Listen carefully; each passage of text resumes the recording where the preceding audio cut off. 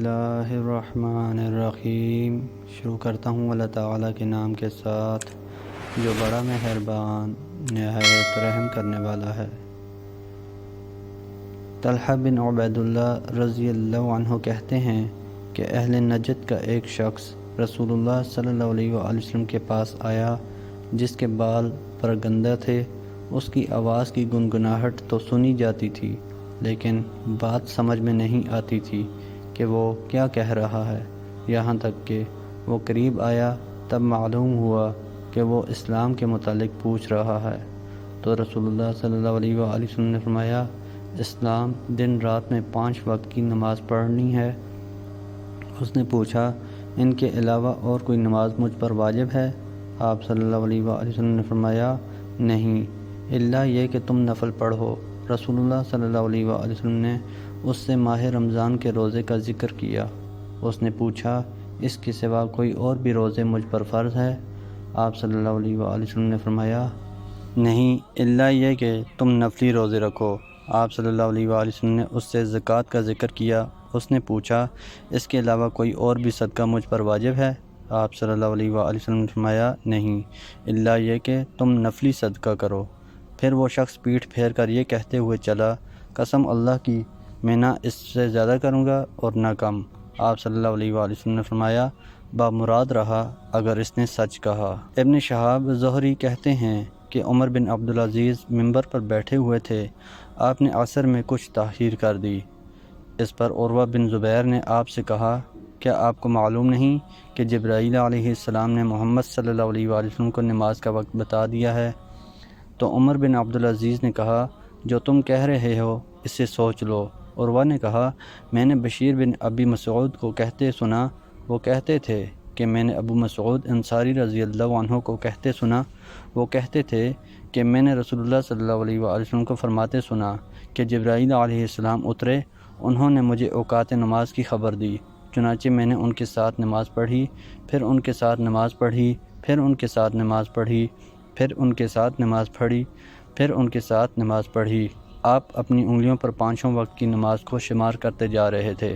میں نے رسول اللہ صلی اللہ علیہ وآلہ وسلم کو دیکھا کہ آپ نے سورج ڈھلتے ہی ظہر پڑھی، اور جب کبھی گرمی شدید ہوتی تو آپ صلی اللہ علیہ وآلہ وسلم ظہر دیر کر کے پڑھتے، اور میں نے آپ صلی اللہ علیہ وآلہ وسلم کو عصر اس وقت پڑھتے دیکھا جب سورج بالکل بلند و سفید تھا، اس میں زردی نہیں آئی تھی کہ آدمی عصر سے فارغ ہو کر ذوالحلیفہ آتا تو سورج ڈوبنے سے پہلے وہاں پہنچ جاتا۔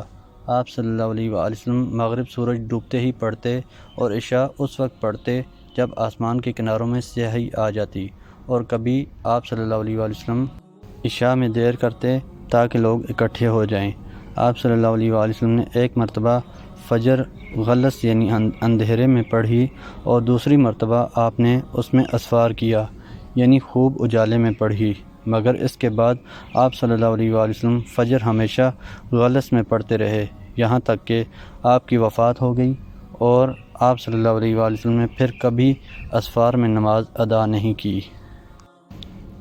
حضرت عبداللہ بن عمر رضی اللہ عنہما سے روایت ہے کہ نبی اکرم صلی اللہ علیہ وآلہ وسلم نے فرمایا، ظہر کا وقت اس وقت تک ہے جب تک کہ عصر کا وقت نہ آ جائے، عصر کا وقت اس وقت تک ہے جب تک کہ سورج زرد نہ ہو جائے، مغرب کا وقت اس وقت تک ہے جب تک کہ شفق کی سرخی ختم نہ ہو جائے، عشاء کا وقت آدھی رات تک ہے، اور فجر کا وقت اس وقت تک ہے جب تک کہ سورج نہ نکل آئے۔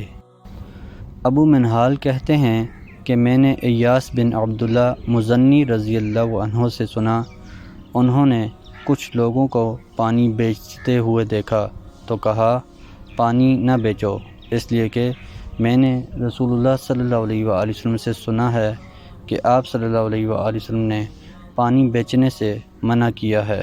حضرت عبداللہ بن مغفل رضی اللہ عنہ کہتے ہیں کہ نبی اکرم صلی اللہ علیہ وآلہ وسلم نے فرمایا، جو کنواں کھودے تو اس کے گرد 40 ہاتھ تک کی زمین اس کی ہوگی، اس کے جانوروں کو پانی پلانے اور بٹھانے کے لیے۔